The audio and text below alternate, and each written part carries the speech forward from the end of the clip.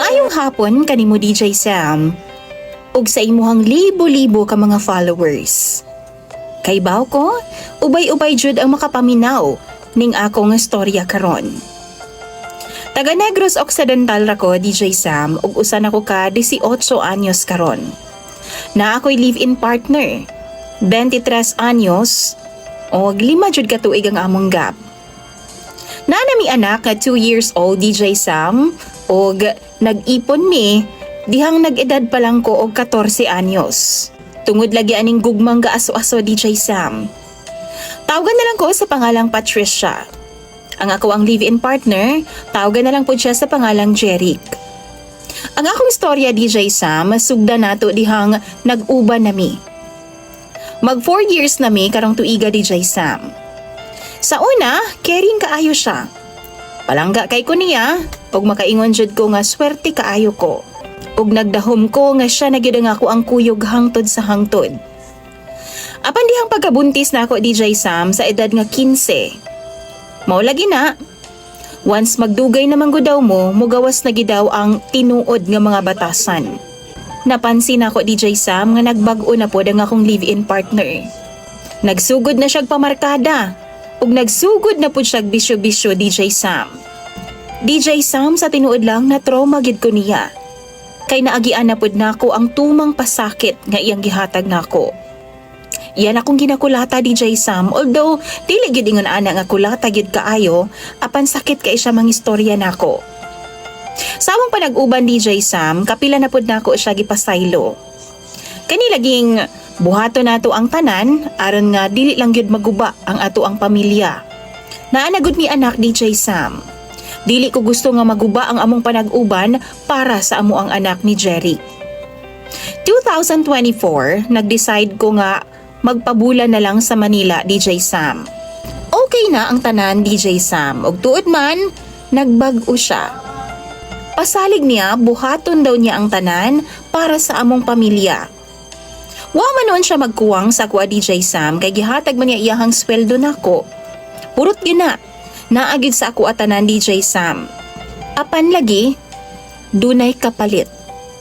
Sugtan lang daw nako siya sa iyahang tanang bisyo. Oo DJ Sam, nagpakamanhid ko.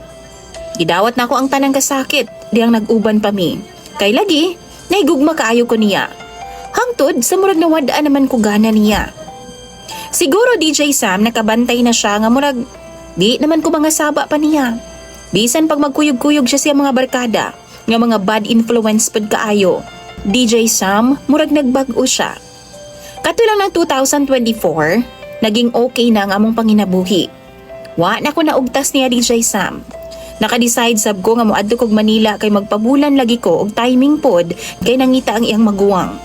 Apan DJ Sam, naglibog ko sa akong kaugalingon. Kaya nga ako ang ex manggod nga ipangalan na lang pod nato sa pangalang Joshua. 20 years old siya DJ Sam. Pila pod mi katuig nga wa mi contact. Apan ni kalitra siya og paramdam sa akoa. Ako siyang gisugiran sa akong tanang mga problema kabahin sa akong partner. Gisugid nako sa iyaha ang grabe kapait og kasakit nga gidangat nako sa ako ang live-in partner. Apan DJ Sam, diklaro nako nga igo lang mi chat. Wa mi magkita ay kay naaman siya'y trabaho sa Cebu. Sa ako ang kalagot DJ Sam sa akong live-in partner, nakipag-communicate ko sa akong ex. Apan nakonsensya ko. Apan mangutana ko ninyo kung sakto ba niya akong gibuhat nga nakipag-contact kog balik sa akong ex. First boyfriend na ako ang akong ex DJ Sam ug mao gani nagiingon nila nga first love never dies. Pero gusto ko makabasa sa mga advice sa mga followers nimo DJ Sam kung unsaon nako pagbalik og trust sa ako ang ka-live-in partner.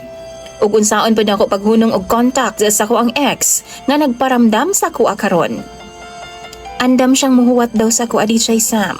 Kay lagi, kay baw siya sa akong gibati sa kilirana sa akong giuban karon. Dili na ko mo istorya og daghan pa DJ Sam kay maulaw nako. Dami account lang niya ako ang gigamit kay maulaw lagi kong mo istorya nimo sa akong tinuod nga account. Palihog ko sa imong mga followers. Mangayo ra ko sa inyong advice kung okay ba ang akong gibuhat.